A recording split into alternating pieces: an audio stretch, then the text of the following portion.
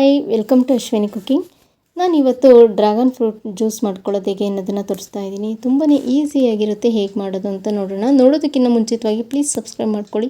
ಹಾಗೆ ಪಕ್ಕದಲ್ಲಿ ಇರ್ತಕ್ಕಂಥ ಬೆಲ್ ಐಕಾನ್ ಕೂಡ ಪ್ರೆಸ್ ಮಾಡಿ. ನಾನಿಲ್ಲಿ ಒಂದು ಡ್ರ್ಯಾಗನ್ ಫ್ರೂಟನ್ನು ತೊಗೊಂಡಿದ್ದೀನಿ. ಇದನ್ನು ಈ ರೀತಿಯಾಗಿ ಕಟ್ ಮಾಡ್ಕೊಂಡು ತೊಗೋಬೇಕಾಗತ್ತೆ. ಮೇಲೆ ಇರ್ತಕ್ಕಂಥ ಸಿಪ್ಪೆಯನ್ನೆಲ್ಲ ತೆಗೆದುಬಿಟ್ಟು ನಾವು ಈ ರೀತಿ ಚಿಕ್ಕ ಚಿಕ್ಕದಾಗಿ ಕಟ್ ಮಾಡ್ಕೊಂಡು ತೊಗೊಂಡಿದ್ದೀನಿ. ನಂತರದಲ್ಲಿ ಒಂದು ಮಿಕ್ಸಿ ಜಾರ್ಗೆ ಫ್ರೂಟನ್ನು ಸೇರಿಸ್ಕೊತಾ ಇದ್ದೀನಿ, ಡ್ರ್ಯಾಗನ್ ಫ್ರೂಟ್. ನಂತರದಲ್ಲಿ ಬಾಳೆಹಣ್ಣನ್ನು ಕೂಡ ಸೇರಿಸ್ಕೊತಾ ಇದ್ದೀನಿ. ಇದಕ್ಕೆ ನಾನಿಲ್ಲಿ 3/4 ಕಪ್ನಷ್ಟು ಸಕ್ಕರೆಯನ್ನು ಸೇರಿಸ್ಕೊತಾ ಇದ್ದೀನಿ. ಸಕ್ಕರೆ ಬೇಡ ಅಂತಕ್ಕಂಥವ್ರು ಬೆಲ್ಲ ಕೂಡ ಸೇರಿಸ್ಕೋಬೋದು ಅಥವಾ ಹನಿ ಕೂಡ ಸೇರಿಸ್ಕೋಬೋದು. ಇದಕ್ಕೆ ನಾನು 1 ಕಪ್ನಷ್ಟು ಹಾಲನ್ನು ಕೂಡ ಸೇರಿಸ್ಬಿಟ್ಟು ಇದನ್ನು ನಾವು ಗ್ರೈಂಡ್ ಮಾಡ್ಕೊಂಡು ತೊಗೋಬೇಕಾಗತ್ತೆ. ಸೊ ನೀವಿಲ್ಲಿ ನೋಡ್ತಿರ್ಬೋದು, ಈ ರೀತಿಯಾಗಿ ನಾನು ಗ್ರೈಂಡ್ ಮಾಡ್ಕೊಂಡು ತೊಗೊಂಡಿದ್ದೀನಿ. ಈಗ ನಾವಿಲ್ಲಿ ಸರ್ವ್ ಮಾಡ್ತಾ ಇದ್ದೀನಿ. ಸೊ ನೀವಿಲ್ಲಿ ನೋಡ್ತಿರ್ಬೋದು ಎಷ್ಟು ಈಸಿಯಾಗಿ ಕೂಡ ಈ ಡ್ರ್ಯಾಗನ್ ಫ್ರೂಟ್ ಎಲ್ಲ ರೆಡಿ ಆಯಿತು ಅಂತ. ಇದನ್ನು ನಾವು ಸೇವಿಸೋದ್ರಿಂದ ಮಲಬದ್ಧತೆ ಎಲ್ಲ ಕೂಡ ನಿವಾರಣೆಯಾಗುತ್ತೆ. ಇದರಲ್ಲಿ ಐರನ್, ಕ್ಯಾಲ್ಶಿಯಂ ಕೂಡ ಇರುತ್ತೆ.